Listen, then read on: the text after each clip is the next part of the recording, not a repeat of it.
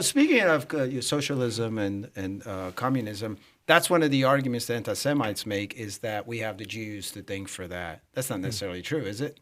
It is true that Marx was Jewish. Well, yes. Okay, but again, I mean, I don't know that whether Was Engels he? was or I mean, not. is that really where? I think so. I think so. No. I'm saying is But, that where that can't. That's not necessarily. But it doesn't. Where it No. came But from. I mean, he happened to be Jewish. But as I said, you again. Most of the prominent mathematicians and scientists the last 20 years, 200 years, have been Jewish as well. So, we're going to say quantum mechanics is a Jewish theory. It's absurd, right? It's only when you get into something fraught like politics that people start to bring in the racial element. Well, so that's absurd. The socialistic ideas that Marx gave expression to. Those are age-old ideas. Very old. I mean, you can go and find some of these ideas in ancient Rome.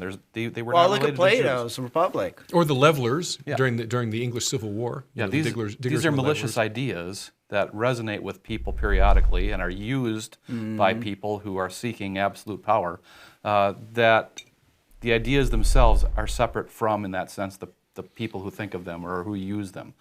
They're not an ethnic.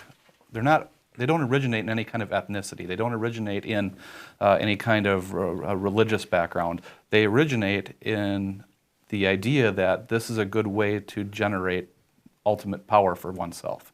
And it's used as a tool to that end, always and everywhere. It's been an organizing principle for centuries and centuries and centuries, and only with the establishment, in my opinion, of the United States of America, with its Constitution and its Declaration of Independence that are clearly founded on the very modern idea of individual rights in the Lockean sense, that we have broken with this, finally and utterly. But we have not won. Ultimately, we're facing centuries of this tribal orientation that people tend to fall into, this error that people fall into, and it's not easy to transition away from it. We're still at the beginning of that transition culturally on a large scale. Well, and they're trying to bring us back to it.